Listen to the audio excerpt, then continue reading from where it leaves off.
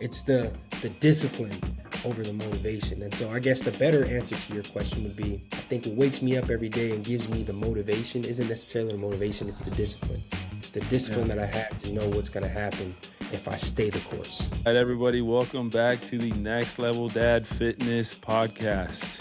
We have yet another special episode lined up for you guys. Got another guest coming all the way from Utah.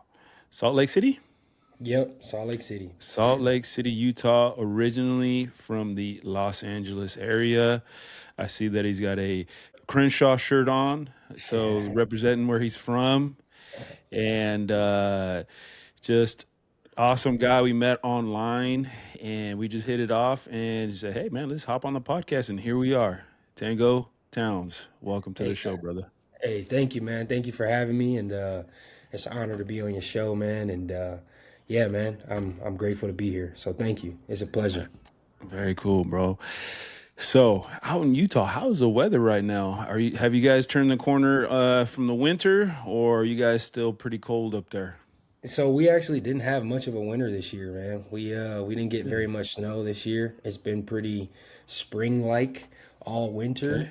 And this spring wasn't too cold. I mean, we did just have some rain, some thunder, some storms yesterday, but it's sunny outside right now and it's probably about 75, 80 degrees. So it's been pretty solid. It's been pretty solid out here. Awesome, man. Awesome. So for the people who do not know Tango Towns, who is Mr. Towns? I'm just a man who is in the process of trying to become the best man I possibly can be as far as the best version of myself. I have values that I hold near and dear to my heart that I try to live by every day, and I just try to lead by example. I just try to be the example that I want to see somebody else be for myself. Does that make sense? Absolutely. So you are the guy that is walking the walk, not just talking the talk. Yes, exactly. That's the perfect way to put it. Yeah. Yes, sir. So you started your athletic career. I think you said you were at West LA College for some JUCO ball. Yeah, so originally I'm from Los Angeles. I'm from South Central LA, the Crenshaw district. I went to Westchester and Palisade High School. I graduated from Palisades.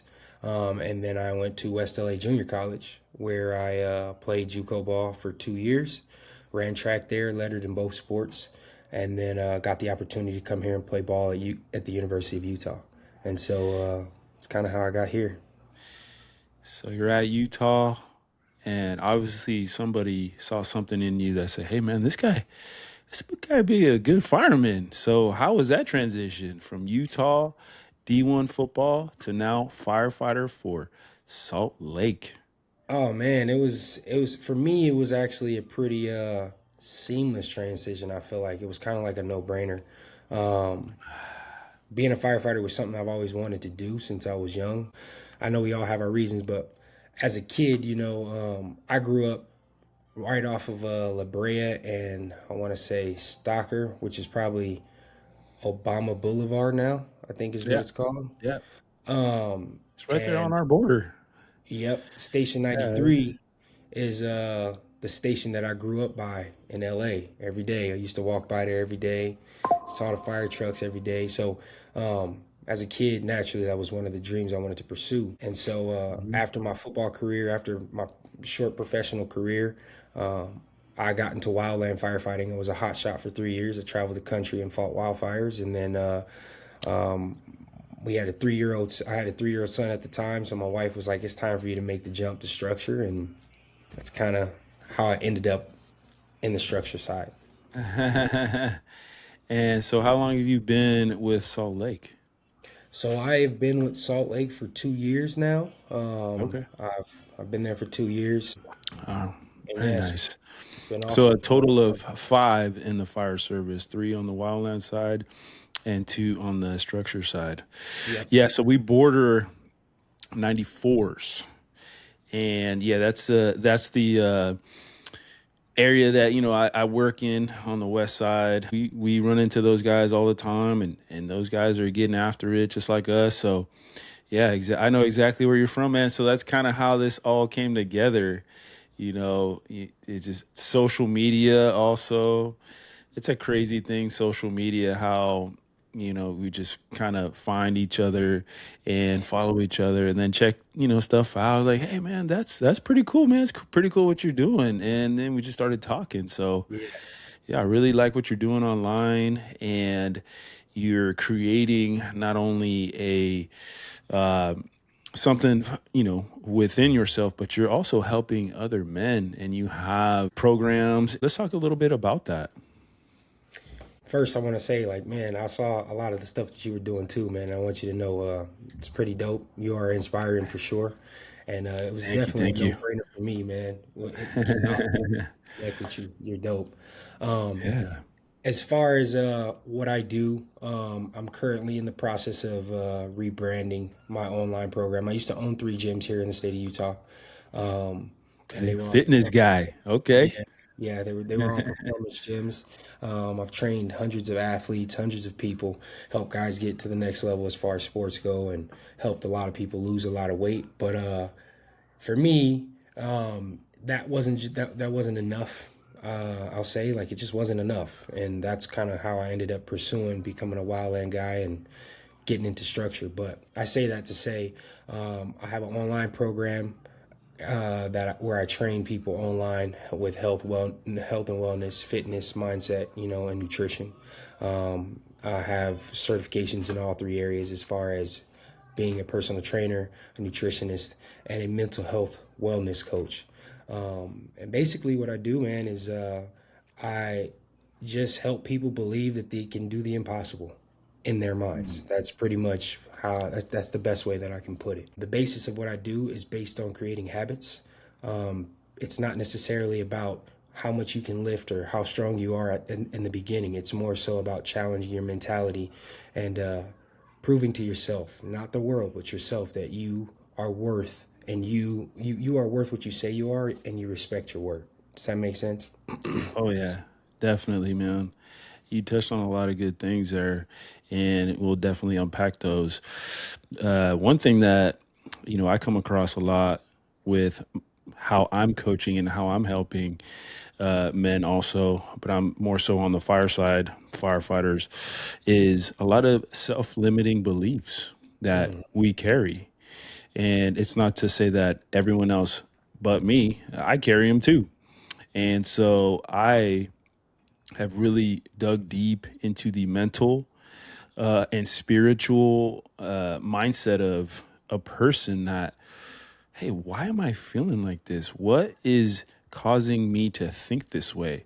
Because thoughts are things, and the way you think about yourself, the way you think about the things that you're capable of, that's one of the biggest things is, do you consider yourself worthy of reaching this goal?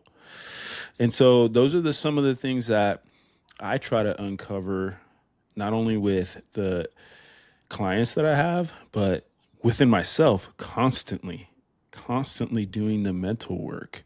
And that's one of the biggest things that I've come to understand is we have these self-limiting beliefs that we're basically battling ourselves. Hmm. We're constantly in a battle with our own mind. And once you dig deep enough and you uncover that, you start to now build on that. But it does take deep work, man. It takes a lot of self reflection. And it's not to say that once you get to a point of, hey, I believe in myself, I can do this. It is a constant Hmm. daily application of, I can do this, I am worthy. So, man, that's awesome that you do the mindset, the resilience, and overcoming adversity is also another big thing that once you fall down, gosh, because we all fall down. All the time. Yep. Everybody falls down. Hmm. So, how are you picking yourself up? It's got to be right here. It starts right here. Yeah, you hit it right on the money. It starts here. I mean, I love that you touched on the limiting beliefs aspect of it because everybody has them. Whether you want to frame it as imposter syndrome or limiting beliefs or whatever it may be, everybody deals with that. And one of the things that I like to touch on with my clients is, perception is what you perceive is what you live. So perception is projection. If you believe it here, whether it's positive or negative, then that's what your reality is going to be. And you Yes. probably have heard this a million times, but Yes. it's some people would say it's cliche, but where energy goes, energy flows, right? And so our Yes. thoughts, like you said, our thoughts, those thoughts are energy. And a lot of people don't realize that you actually have the ability to, you know, not necessarily not because you do control the thoughts that you have, right? But there are thoughts that come into your brain that are just there. But you do Mhm. not necessarily have to give those thoughts the energy. And when you learn how to just let those thoughts pass through, that's when you become in more control of your mentality and your mindset. Because if you can control your mind, man, the sky's the limit. Is like the sky is literally the limit. If you let your mind control you, that's when you start to run into those limits, right? And that's when things seem to be impossible or unachievable. you know, all the way down to my fire journey. For me, I got into the fire service at 33. So I thought it was, or let me say, I got into the structure side of fire at 33. And I thought it was too late. I mean, and I think for me, going through academy, the hardest part of my academy was the academic side of it because we had to study so hard. I mean, I literally studied 40 hours a week just to Yeah. pass through the academy, right? And Yeah. the main reason that was hard was because I just hadn't been in a classroom setting where I sat down and studied academics in a Yeah. while. I mean, I had been reading and I've been studying books and all kind of stuff like that, but like as far as academics went, like to pass a test or to take a test, like that wasn't something that I had done. And so going through the academy, man, my first test, I failed. And I'm going to tell you why. I failed my first test because I didn't believe I deserved to be there. I was looking around and looking at everybody else and being like, man, I'm this older dude. These kids are all young. They're fresh out of school. Like, I don't deserve to be here. I can't, I can't do this. And sure enough, because I had that belief, I failed the test. Then the next test we took, you only get 3 times to fail, and if you fail, they kick you out, right? And so the next test Yeah. we took, I started to kind of believe, like, okay, I do belong. I belong here. Like, I can do this Yeah. stuff. I passed it by 1 point, and then the Yeah. third test after that, after I started building that confidence, right? The third test Yeah. after that, I scored a 98 and above for the rest of the academy because it took for me to understand and realize like this is a place I do belong. I do deserve this, and so I bring that up because it's the limiting beliefs, right? It's what you believe about yourself. That's what was holding me back, and that's something that I've held on to since academy because that's a living example that I can give you. Does that make sense? Oh yeah, man. Similar story for me. I have the athletic background, and I was never a studious person. I never loved studying. I never really had a lot of interest in school aside from it allowed me to play sports. And, being an athlete, that was a very small mindset. Now that I'm old, I realize, man, what a small mindset I had. I wish I would have thought differently, but that's just how I thought. And I'm in a very different place now. Through that, I believe that because I don't like school, then I'm not good at it. Mm, And then I started to get very average grades, and I was just an average student. So now, fast forward to paramedic school, when I went for the first time, I kept hearing these nightmare stories of, oh my goodness, paramedic school is so hard. And everybody, when you go in, half the class fails. And I started to have those thoughts again because I had been out of school for a while. And then I went to paramedic school. I heard these stories from other people, and I allowed the stories from other people to affect me, my confidence, and my ability to even think for myself. And mm, so what happened? I failed paramedic school the first time I went. Yep. Because I had no confidence, and all I thought was, I'm not a good student. I can't pass this. I'm not going to get through this. And sure enough, boom, I failed, and that was it. You gave all the energy to what you couldn't do. See, that's crazy, right? Like Yeah. I tell people all the time, your brain doesn't recognize negation.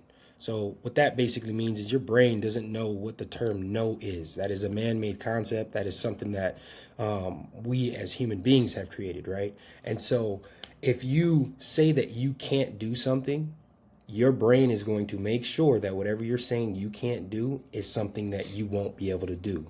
And the main reason being is just because it the way it works is it just flows the energy there, it puts the energy there, it makes it work that way. Does that make sense?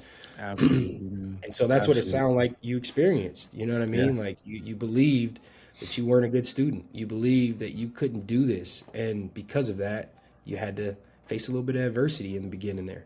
Yeah. And so I went back, had a different mindset, and passed, got my paramedic certification, and the rest is history. But that was a very difficult learning lesson for me because I had to now tell everybody, hey, I'm actually not going to be a paramedic because I had ramped it up. My mom was telling everybody, my son's going to be a paramedic and all of this fun stuff. And then I come back empty handed and I was, it was pretty embarrassing. I was pretty, bummed out with the whole thing, but hey, that's a learning lesson. That is adversity. Mhm. And I knew that if I wanted to actually complete my firefighter journey, I was going to probably have to go to paramedic school again and pass. And that's what I did. So that was definitely a confidence builder for me and my mindset that, okay, I had these thoughts of being a bad student. I overcame it. I passed and I the world is my oyster now. I can Yes. do anything, Yes. right? The confidence building of doing something big like that. And for me, that was a humongous thing. Yeah, that's a big deal, man. I mean, I don't have my paramedic yet. I have my AEMT. I plan on doing that in the next couple years, getting my paramedic. Um, and so the fact that you did, that's a big, big deal, man. I mean, Yeah. that's a big deal. That's Yeah. awesome. Yeah. So we have similar athletic backgrounds, maybe similar mindsets. Um, how do you transition from athlete to firefighter, then firefighter to husband and father? How does all that work for you? So for me, I kind of leave work at home, man. I mean, sorry, I leave work at work and I Mhm. am at home when I'm at home, if that makes sense. Yeah. For me, firefighting is something I enjoy. I don't do it for the paycheck. I do it because I genuinely love serving others. That's something that I've believed in my entire life. And so for me, like that is a privilege that I get to do. I get to go out and have fun, fight fire, help people. But when I'm not at the fire station, I do not identify as a firefighter. And the reason I say that Mhm. is just because when I played sports, as a football player, you probably know this. My whole life was based around football. Yeah. And although I was a successful student, although I was a smart kid and graduated college and all everything that had anything to do with me had to do with football. I identified my whole life with football. And when I got football taken away from me, or when I let me say when I my career was done, when I was done playing ball, I didn't know who I was. I lost Mhm. myself. Yeah. And I went in a really deep, dark place trying to figure out who I was and working through life. Even though, you know, I had a little bit of money when I was done playing ball. You know, from the most part of it, I could have had like from the outside looking in, it would have looked like life was great. You know, I was running three gyms and, you know, I had a beautiful wife and life was great. But Yeah. in reality, life wasn't.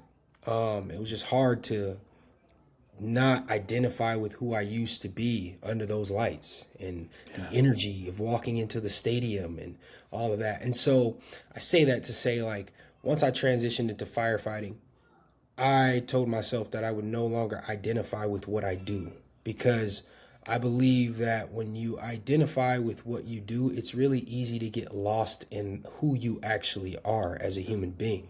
You start Mm. to lose yourself.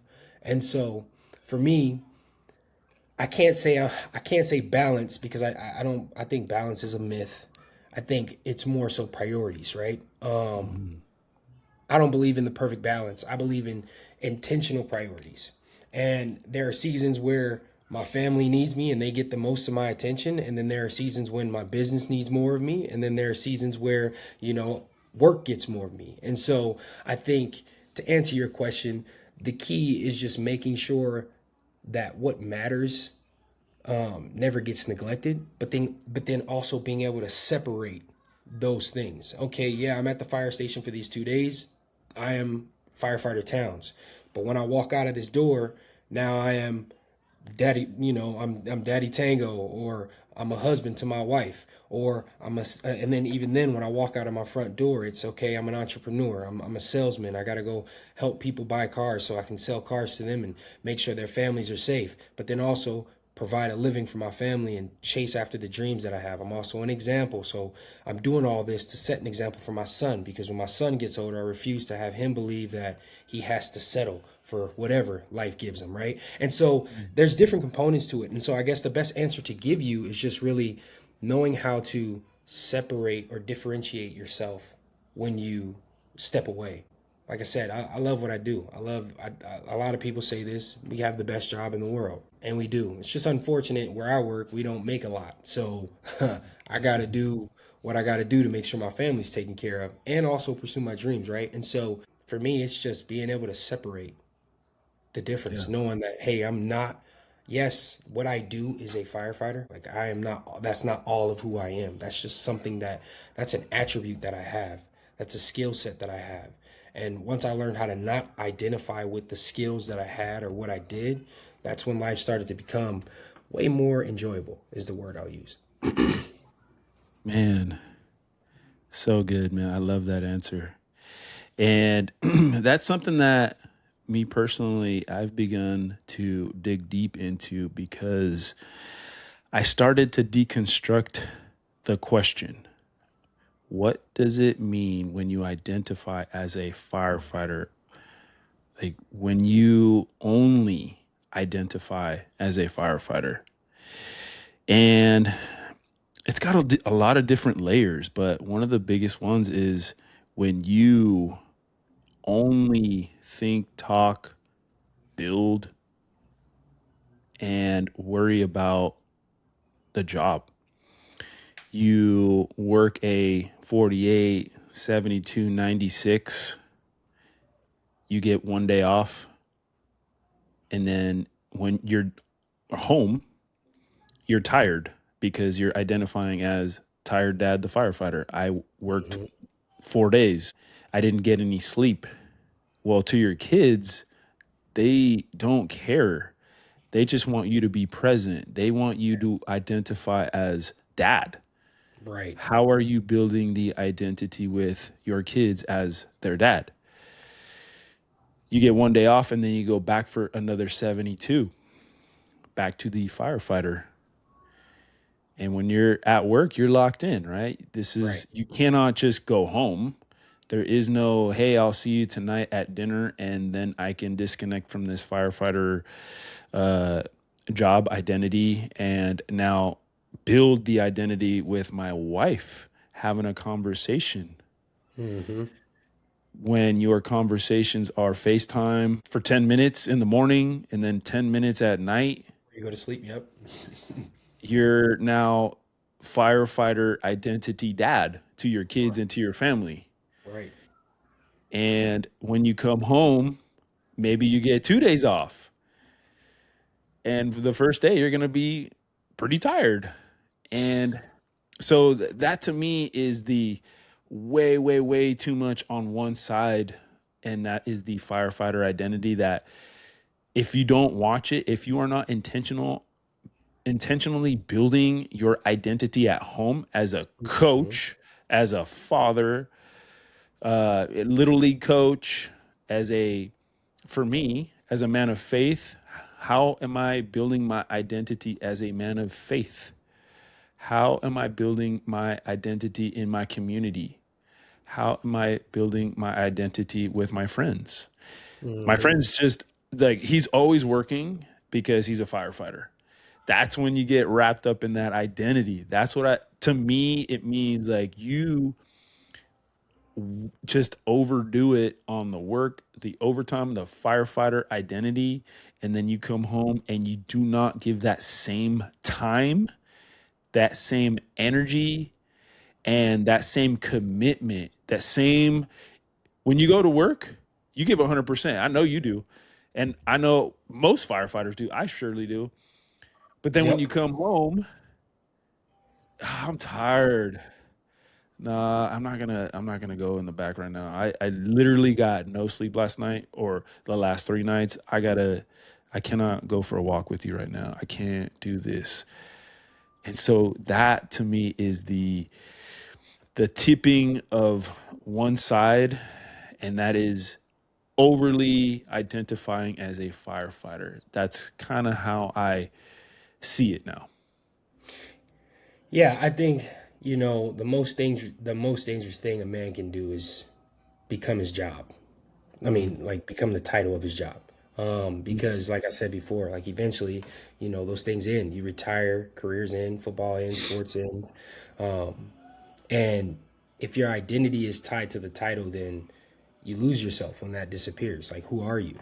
And that's one of the reasons why, like, one of the big things that I harp on with the clients that I help, or if you listen to my podcast, Unfiltered Greatness, I talk a lot about identity, values, beliefs, and behaviors because those are the four pillars that'll help you be able to identify with who you are and not what you do. And the reason I think those are important is just because once you know who you are as far as your identity goes, the values are easy. You're like, for example, with me, like I'm a service driven individual. And so my values is respect, integrity, family, honor, and leadership, and to be of service. And so because those are my values, my beliefs follow those values. Okay, this is who I am, whether I'm on the job or I'm at home or when I'm out selling cars or whatever it is that I'm doing. When I'm doing things, I'm being a service to others. That's who I am. I'm being a leader to others. I'm leading by example. I'm not going to tell my son to be one way if I'm not willing to be that way. If I say I'm going to get up at 4 a.m. and go train in the gym, that's what I'm going to go do. That's the example that I set. And then you have your behaviors. After you have those beliefs, the behaviors follow. And so all the behaviors are as a receipt of your beliefs and your values and your identity. And once you can unwrap what that identity is for you, like for me, my identity, the biggest thing is for me, how I identify is I'm actively working to become the best version of myself. That is what I identify with. Yeah, And so I like whether it. that if I'm the best version of myself at home, that means I'm being the best dad that I can be, the best husband that I can be. If I'm the best version of myself when I'm at the station, that means I'm being the best firefighter I can be. You see what I mean? Like it Yeah. it's easy to be able to separate yourself from the identity of these titles because in the identity that I have for myself is one conglomerate thing, right? It's okay, I want to be the best version of myself. So no matter what I'm doing, where I'm doing it, I'm going to show up and be the best version of me. And my values, beliefs, and behaviors are going to follow that. And so I think what you were touching on, like, I work a lot, but I don't work a lot because I want to be busy. I work a lot and I make time for what is important to me, my priorities. The main reason I work a lot is because I'm trying to finance my dreams. Because I'm a firm believer in as a husband or father, you should most definitely go out and chase your dreams. Just because you're a father doesn't mean your dreams are over. Your kids are watching.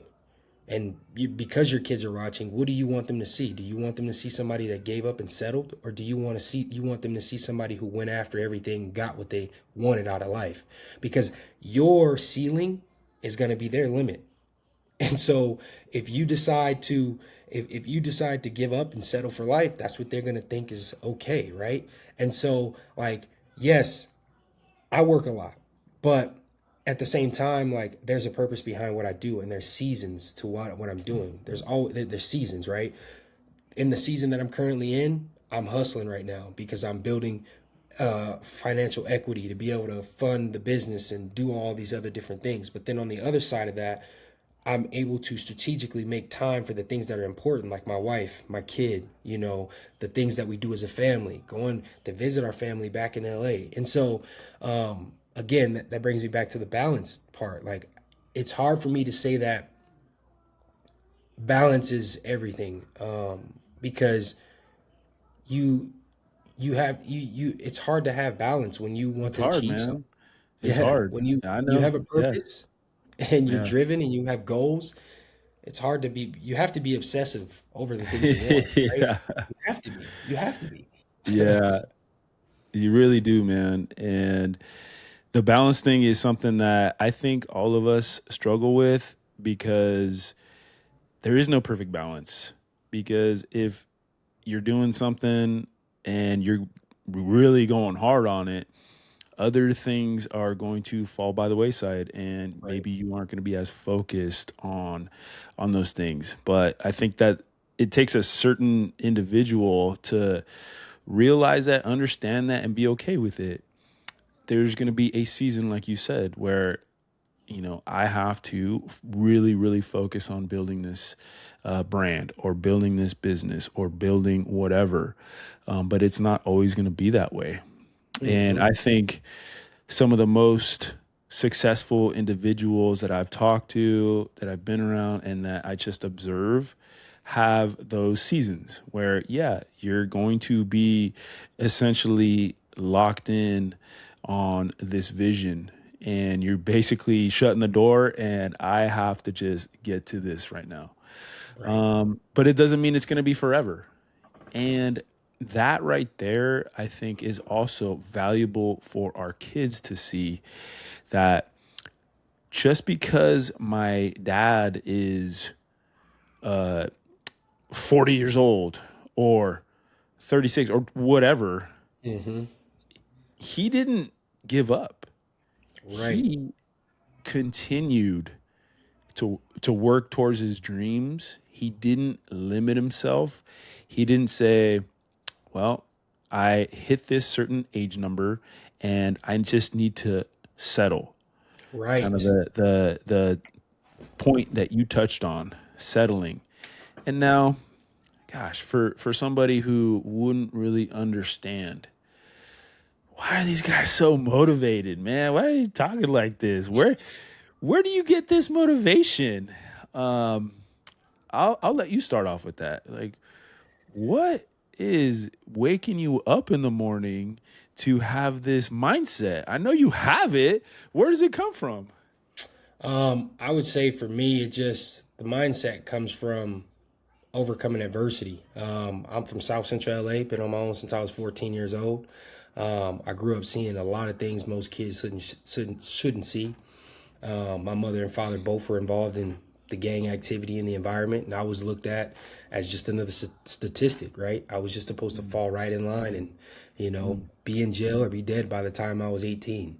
I mm, actually have had teachers tell me that. And, mm, you know, I believe adversity can either become your excuse or your fuel.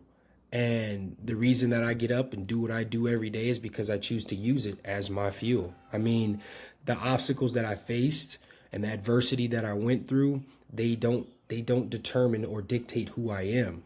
They actually helped give me the confidence to understand and realize that any and everything I put my mind to, I am more than able to accomplish if I'm willing to stick with it and just work toward the goal, right? And so I guess the best way for me to say this is the obstacles became the thing that prepared me. And what wakes me up every morning is being very appreciative of those obstacles that God has placed in front of me earlier on in my life to help me get to this point. Like you, I'm very big in my faith. Allah has done a lot nice. for me, and Yes. I give all the glory to Allah, And so I say that to say, like, you know, faith, God wakes me up every morning. Me just being able to wake up and breathe and say thank you for this beautiful family that you've blessed me with in this life that you've given me. And then just the adversity that I've faced and overcome. That's what drives me every day. It gets me up. It keeps me motivated, even when I'm tired and don't want to do it. Just like I was telling my wife, it's funny you asked this question because I was just telling my wife this. Like, I go straight from the fire station straight to the car lot. And then when I get home from the car lot, I'm in my office trying to work up some magic, whether it's making my podcast or coming up with content strategy or whatever it may be. And when I'm not doing that, I'm spending time with my family, hanging out with them. And so I'm always, on the go doing something. And my wife's like, Yeah. man, she's like, this Sunday is probably the first Sunday I've actually had off in a while. Like, this is the first break I've had all month. And Yeah. my wife, she's like, man, you work a lot, and I really am appreciative of what you do. And whatever we get, you deserve it all because the mindset, the resilience that you have. She's like, you get up at 4 a.m. when you're tired, and you go work Yeah. out. And I tell her, I say, I owe it to you. I owe it to myself. If I don't take care of myself, how can I take care of my family? You Yeah. know, I work in a field where I serve others and take care of others. Other people Mhm. rely on me. My crew relies on me. And so there's no, even when I'm tired and I don't want to do these things, there is no excuse. It's the discipline over the motivation. And so I guess the better answer to your question would be, for me, I think what wakes me up every day and gives me the motivation isn't necessarily the motivation, it's the discipline. It's the discipline Yeah. that I have to know what's going to happen if I stay the course. Yeah. Yeah. Definitely the motivation fades, right? You start something, people start a diet January 1st. The Hmm. classic story, right? Yep. February 1st, maybe half of them are still sticking to it.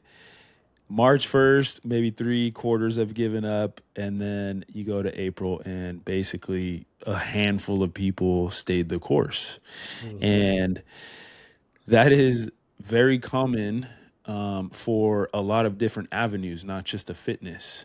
For somebody starting a business, or somebody starting some type of self improvement, some type of a program where they, hey, I want to do this for myself. Gosh, if you're relying on motivation, it's going to be very difficult to follow through and complete that, Right. because motivation, like you said, it just fades.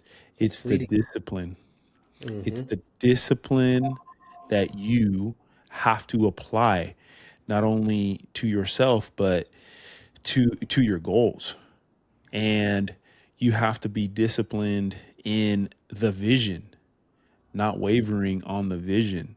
Hmm. So the vision actually has to be very, very strong. It has to be Yes. strong enough. That purpose has to be so strong for you. It has to wake you up in the morning at, like you said, 4 in the morning. Why? Why would you wake up at 4 in the morning? Because my purpose is greater than this comfort.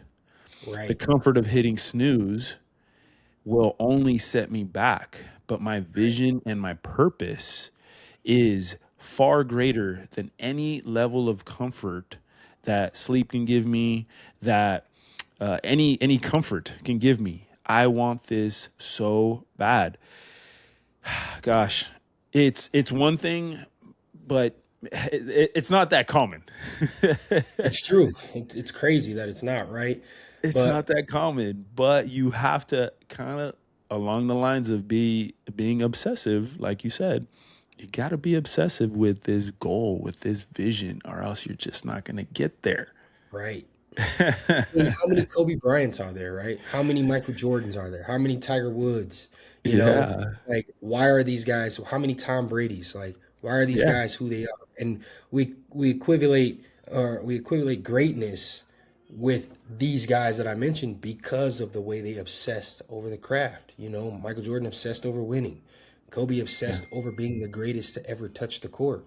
You know what I mean? Yeah. And so like you said, I mean, at the end of the day, your desire to fulfill your purpose has to be so strong that when Yeah. motivation fleets, Yeah. doesn't matter. You're gonna accomplish it anyway because the desire's there. Your desire is just too strong. You know what I mean? Like Yep. it's too Closed deep. door doesn't matter.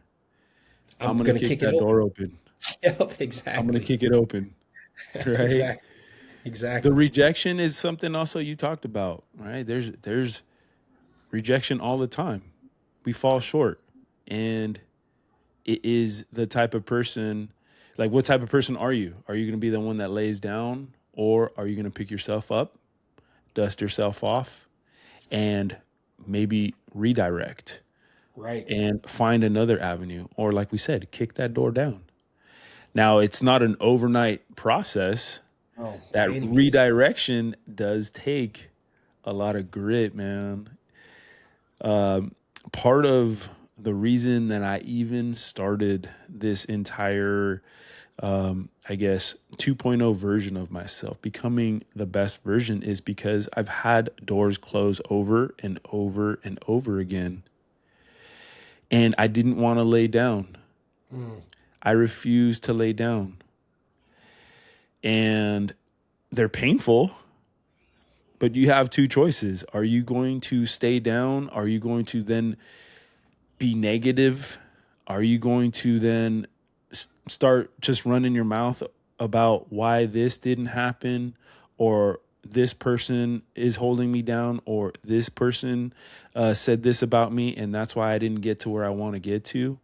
mm. Or are you going to be the person who smiles and just gets up and just keep going? Yep. Just keep going.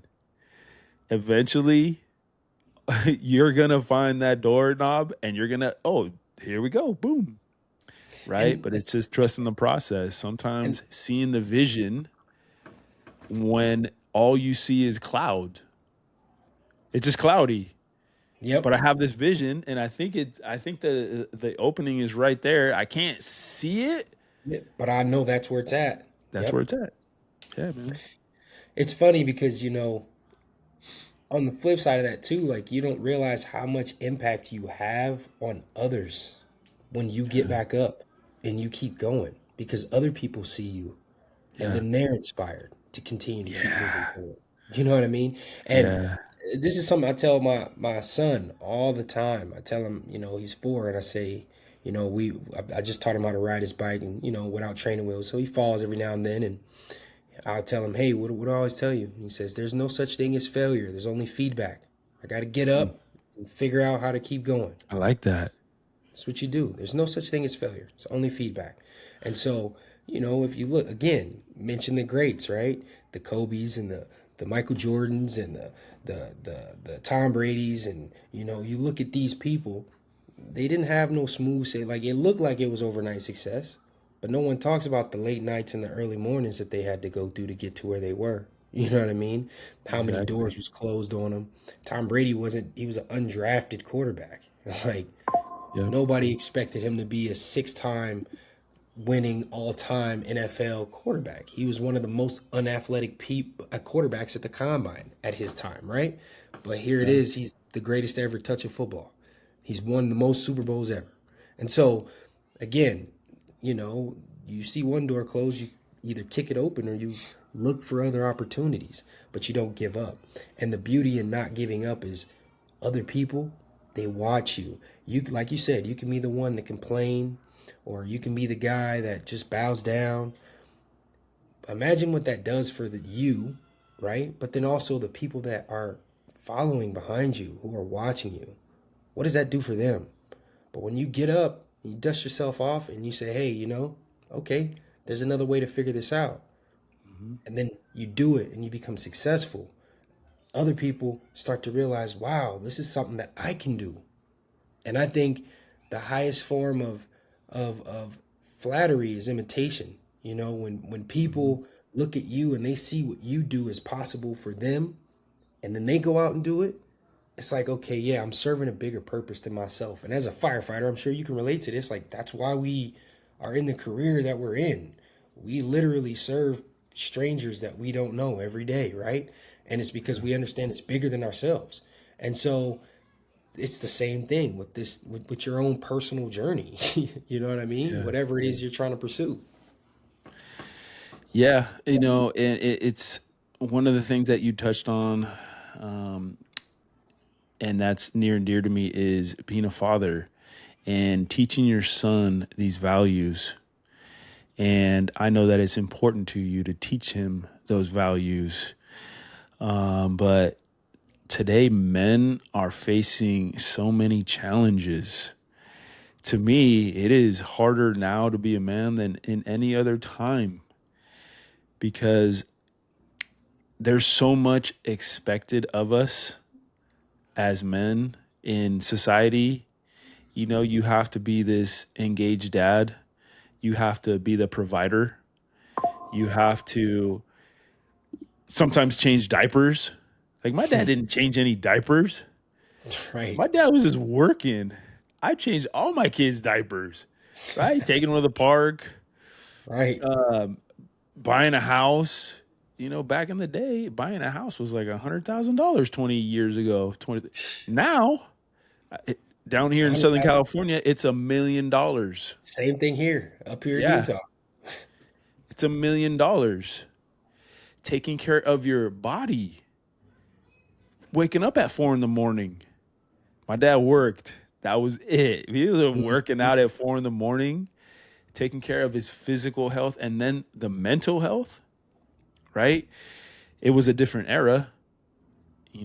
Guys, men would, I don't know, hold it in. I wasn't alive, so I don't know. But not to say that they weren't tough. Most definitely they were tough.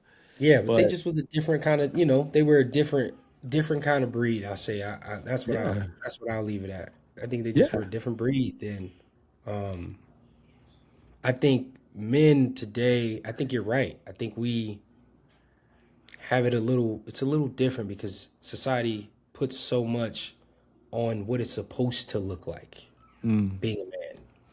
hmm, And we live in a society where outside influence is very important. I don't know why. Like it's easier to take that outside influence and then take on what other people's identities or beliefs are about you instead of having and creating your own. And I think the problem with a lot of men today is we we tend to get disconnected from our purpose, our individual purpose.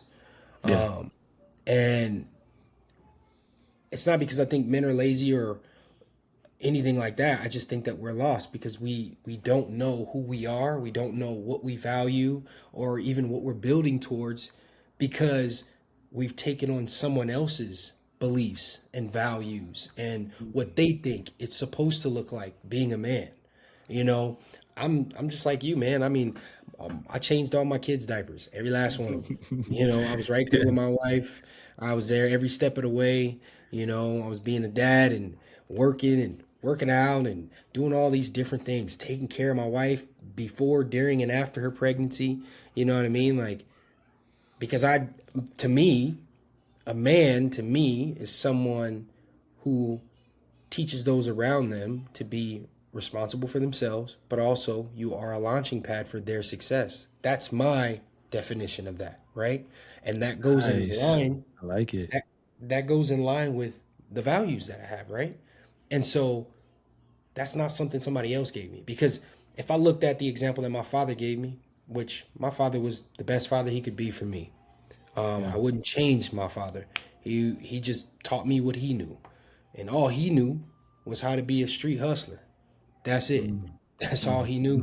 That's what he grew up in, and so he taught me how to hustle in the streets. You know what I mean? And so Yeah, I I don't look at him like, oh, you were a terrible father. I just say, hey, okay, this is the bar you set for me. Now I'm gonna set the bar here. That's yeah, my job. And as a father, my job is to make sure that not only I chase my dreams and lead by example, but I make sure my son has the tools that he needs in regards to succeed in whatever it is he wants, as well as my wife. My job is to make sure my wife is responsible for herself and she knows that no matter what it is in this life she wants, she can go out and get, and that I'm here to be a launching pad to her success. I'm here to support them in any way that I can, all the while chasing my dreams at the same time. And so that's that is my definition, because that aligns with what I believe and the values that I hold near and dear to my heart, right?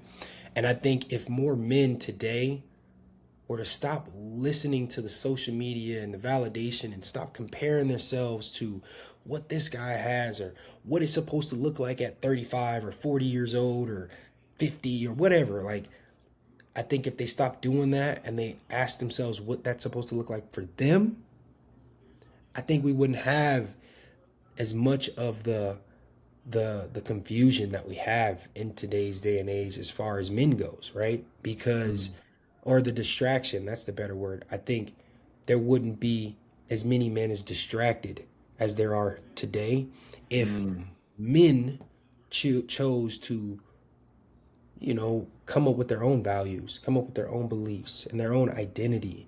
They didn't take on what the world says you should be. Like, for example, as a firefighter, you should be this way all the time, every day. You go in, you give your life to service, you give your life to everyone, you come last as a firefighter. And it's like, I mean, they tell you this on the airplane. When you get on the airplane, if the plane goes down, the first person you need to worry about is who? You. You gotta put your mask on. You put your mask on. If you don't have your mask on, you can't save nobody else, right? So, Right. like, what kind of mentality is that? If I was to believe that as a firefighter, I was supposed to just put others first and never take care of myself, that would lead me to become unhealthy. And my career probably wouldn't last very long. And so, Yeah. one of the biggest priorities is my own health, mentally, Yes. Yes. physically, you know? And so, I don't know. I would say that would be my opinion on the challenges that we face today. Yeah. Yeah. Yeah, definitely being present as a father is one of the biggest things that we can give to our children. Now, you touched on having this or doing this with your kids because you saw someone else do it or someone else recommended, hey, you should do this with your kids. I don't believe in that at all. I think that your presence, whether it's imperfect as it is, that is enough. Hmm. Because similar story for me, I didn't have perfect parents. My parents loved me dearly, and I know that. Hmm. But my mom used to whoop me every single day. She used to whoop my behind every single day violently. And I still remember her eyes just going off on me, throwing shoes at me, hit me in the head. It's like, I don't look at that as like, oh, I have anything against my mom. She was doing the best She job could. she could Hmm. with how she was taught. Right. And so my job and our job as men is to just raise the bar, raise the Exactly. bar for our own kids. And you touched on that because it doesn't take a perfect parent, it takes a present parent, Right. somebody who is engaged, somebody who cares. You just have to care. You do Right. not have to be perfect. Like you said, your dad had, some things that he taught you and that was the best that he could, but it wasn't perfect. But Right. you don't look at him any different. You love him. Right. Same thing with my mom. My mom, she was the Exactly. greatest mother she could be for me. My mom was similar to your mom, dude. And that's why I laugh, because I know, I know about the ass or the butt whoopings and the, Oh I my know, goodness. I know. I would try to run away, bro. I would try to run, and she would take her shoe off and hit me with a chancla. Boom! Middle of the back. Ah! Every Yeah. time. She never missed. And like I said, I don't see her any differently. I don't love her less. She just was doing the best she could. And Right. when you got a little knucklehead kid like myself, maybe that's what needed to happen. Happened, right. Look at where we are, right? Like, look at what Exactly, it did man. for us, bro. Like, maybe that's what we needed. Exactly. Man. Yeah, so yeah, you talk a lot, man. You talk very intentionally. And I like that, man. It is very straight to the point. And you just, the way you speak just like empowers people, man. You talk straight. I checked out your stuff, man. You talk straight into the camera, 100% confident. Um, let's talk about that. Where does that come from? Just being so just confident and intentional with your words. Honestly, I think it comes from my environment. I'm from the Crenshaw district, man, and you know about it. You work in the city. Yeah. You know what LA's about. Yeah. I think for me as a LA native, respect was one of the biggest things growing up. You could Mm, literally lose your life over respect, yeah. and being able to communicate was also a big thing. And so the reason I am confident in what I speak and how I carry myself is just because, one, I don't say anything that I'm not willing to do myself or that I do not do. Everything that I speak on, I've either lived or am currently living. I would never talk about something that I don't practice myself, right? But then also, like, I'm a firm believer in, empowering other people. I don't Yes, want all the success for absolutely. me. I don't want to just be the only guy that that's successful. That's boring. Like, Yeah. I want to see everybody win because me Yes. me not wanting to see people win doesn't do anything for me. Right. And for me, it's like at the end of the day, the more people that can win in life, the better life is for everybody. And Yeah. so I think the confidence comes from just knowing that this is who I am. And no matter what room I show up in, no matter where I'm at, I'm always going to unapologetically be myself. And I would want others to do the same. You should never be ashamed of who you are because who you are is what makes you so unique. There's only one Yeah. you, you know? And Yeah. so why dilute that for anybody? Now, that's not me saying you can't polish yourself because the guy that you see sitting here now is not the same guy from 5, 10 years ago, or the Yeah. guy that was running the streets. Like, yeah, I may have had some of these attributes, but I've had to learn how to polish myself over the Yeah. years. But at the end of the day, deep in my core, I am always who I am. I'm always going to be who I am. And that is somebody that's unapologetic. I'm not afraid to speak and stand on what I believe on. You know what I mean? If it's right, it's right. And if it's wrong, it's wrong. And I'm one of those people that stand for what's right is right, whether it benefits me or not. And if it's Right. wrong, I'm willing to accept that it's wrong and take full accountability for my own actions and make myself be better. Like I believe in that. And so I think the confidence just comes from being secure in myself as a man and knowing who I am and what I believe. And that goes back to what I speak about in my podcast, like identity, the values, beliefs, and behaviors. I think those are the biggest pillars and why um, I seem so confident. Does that answer your question? Yeah. Authenticity is the word that comes to mind. Mm-hmm. Being authentically yourself, regardless of the thoughts and opinions of others, Right. is what goes through, is what I see, and is what people appreciate about you and people like yourself that are just themselves.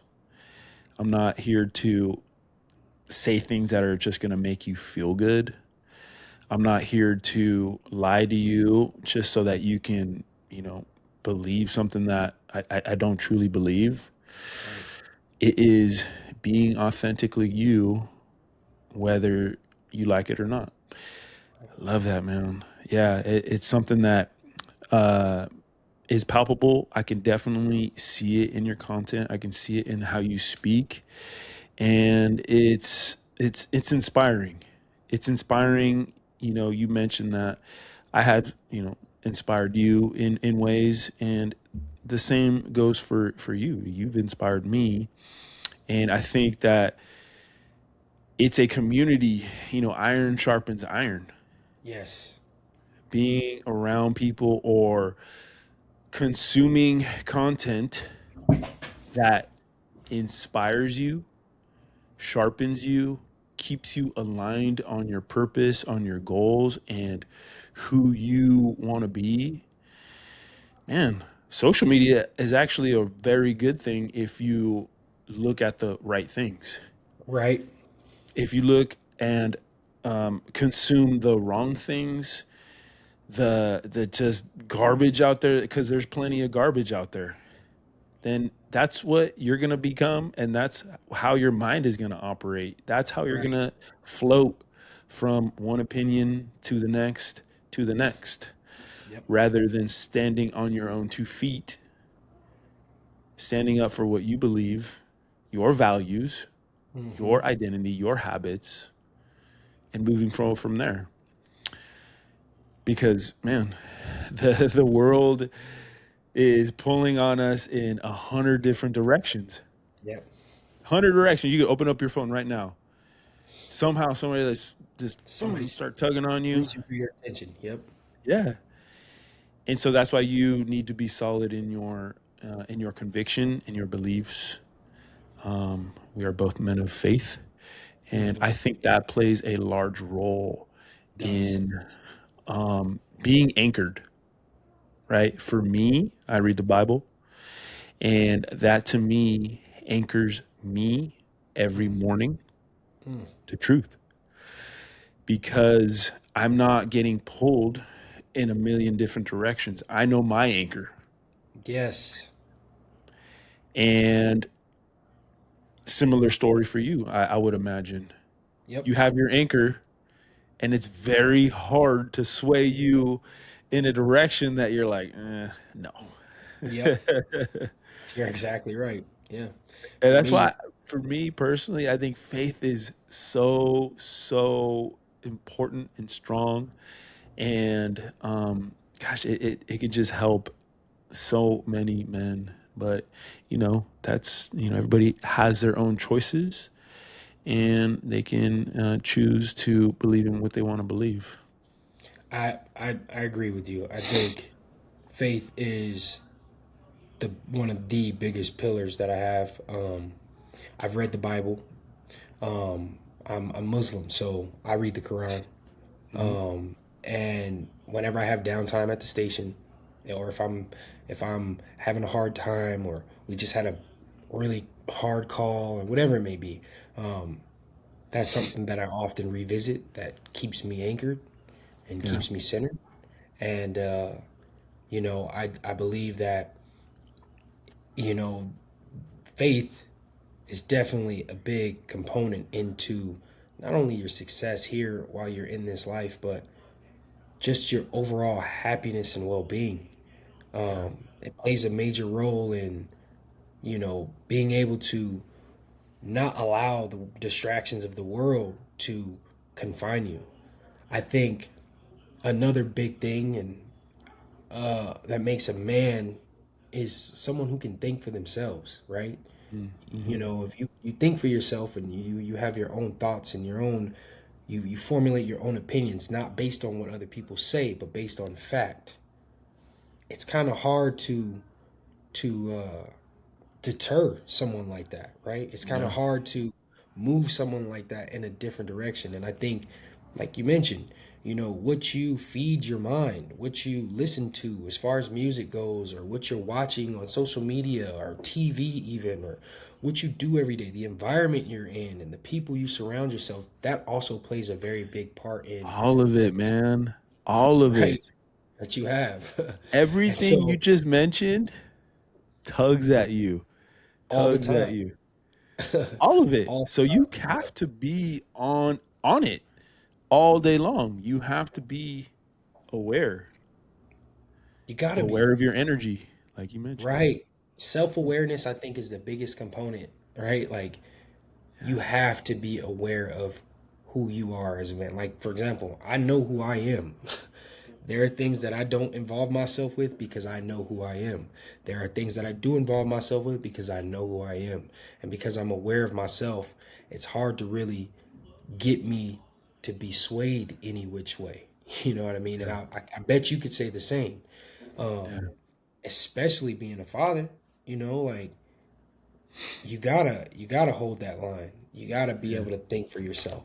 And so, yeah. Man, I love it. Tango, we're over an hour long into the podcast, bro. Doesn't even feel like it. Before we go, talk to me about what you're building, the omnipotent way. Omnipotent. Yeah. So, Omnipotent. omnipotent is, you hear that a lot in the Bible. It means the all powerful. And so the omnipotent way is just basically something that I'm building to help men, whether you are former athletes, firefighter, high performing CEOs, executive entrepreneurs, whatever, just men in general, helping them understand that, you know, they are capable of doing any and everything that they want to do. It's just basically helping them become the best version of themselves. And so the same process that I am using for myself is something that I'm trying to do and help implement with other men, which is why the basis of it comes from values, identity, values, beliefs, and behaviors. That is like the pillars of what we do. And I work in every realm from mental to physical to nutrition in regards to helping you become the best absolute version of who you need to be for yourself, your family, your business, whatever it is you're trying to grow and accomplish. And so I basically am trying to tell men to stop waiting for confidence, you know, and be unapologetically who they are, because most men think confidence comes first, but it doesn't. Mm. Actions come Hmm. first. Yeah. And once you do the actions and you know your values, you end up knowing your purpose. Then you know who you become. Then you know who you're becoming, right? And so I think for the men out there, what I'm working on is I'm trying to get them to understand that the world doesn't need another man pretending to be somebody else. It needs them becoming the best version, the highest version of themselves, and being unapologetically about it. Because I think there's too many men out there that are looking around for who and what someone else should tell them to be. No, you are who you Mm-hmm. need to be already. You just need to be unapologetic about it, and you need to become the best version of that. And so that's kind of what omnipotent is. The term omnipotent just means all powerful, but it's basically to empower men to be unapologetic in every avenue and every area of their life. And so Love it, man. I love it. And where can people find you? my Instagram handle is tangeray.towns. You can find me on Instagram. I also have a podcast where I talk a lot about my beliefs and my the pillars that go into what I do as far as coaching and the mindset stuff. It's called Unfiltered Greatness. You can find that on Apple Podcast, Spotify, any of those, any podcast or any streaming service you can find it on just about. But yeah, that's where you can find me. Tango, we got to do this again sometime soon, bro. Yeah, man. I'd love it. Thoroughly enjoyed uh, talking to you and just that energy, man. Getting after it energy. That's what I call that. Get after it. What is your purpose? Go. Yeah, I love that. Thank I you, man. love it. I love it. Thank you. All It's been a right. pleasure. It's been a Yeah, pleasure. absolutely. Thank you guys so much for tuning in today. Hopefully, you guys were able to pick up a thing or two on the podcast that we had today. Please, if you enjoyed it, subscribe to the podcast and share it with somebody who you think would enjoy it. Have a wonderful weekend. God bless. Have a great night.